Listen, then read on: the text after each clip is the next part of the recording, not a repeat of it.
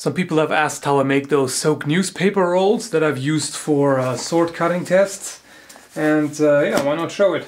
It's pretty simple. We get plenty of these flyers here in the mail, so I just collect them. They have a bit of an odd format compared to some other newspapers, but you can just, you know, lay them out like that. And just put a bunch of them together.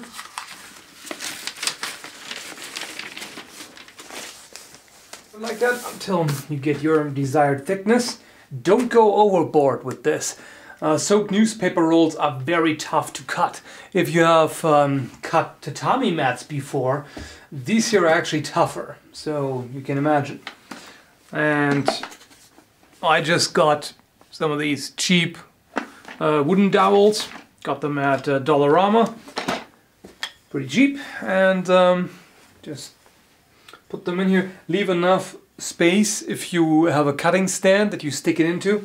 You have to mount it, of course, somehow. So leave enough space for that. And then just roll it up like this.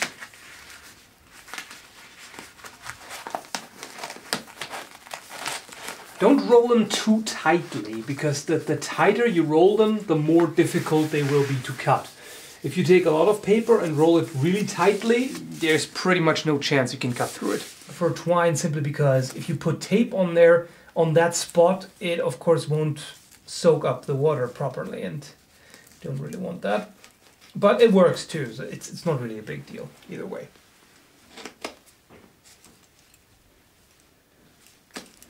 And then I just throw the sucker into some water.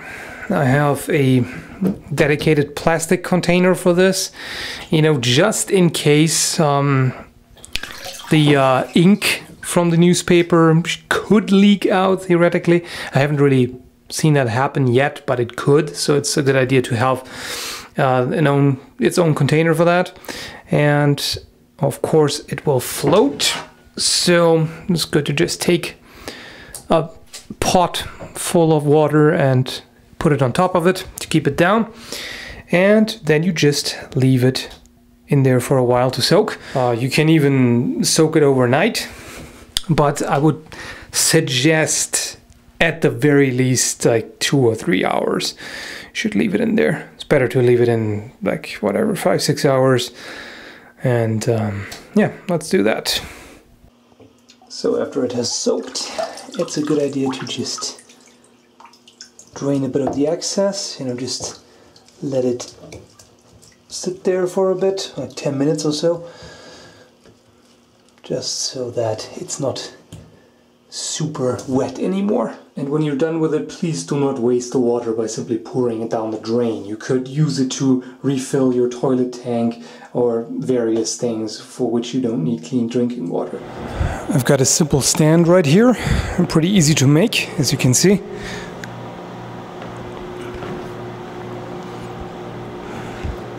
So the target is all set up, and let's give it a try.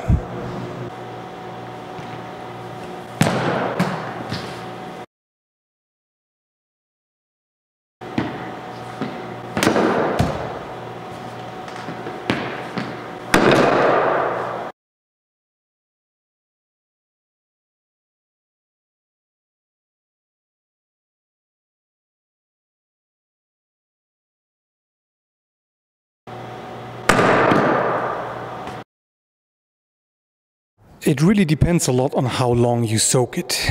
This here is pretty well soaked through. All the inner layers are nice and moist as well.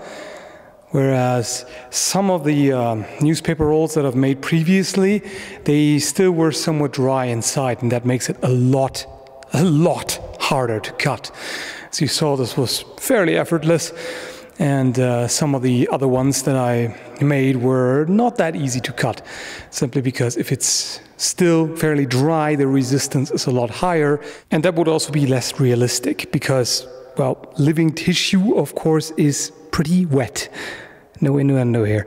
But speaking of realism, I know how some people think and how they jump to conclusions, so I guess I have to spell it out. This is not supposed to train to kill people. Okay, this is just for the historical interest and for the sports aspect. It is pretty interesting to find a material that is close to living tissue to see how a sword would have cut in real life historical combat. That doesn't mean I want to use it on anyone, so don't be silly.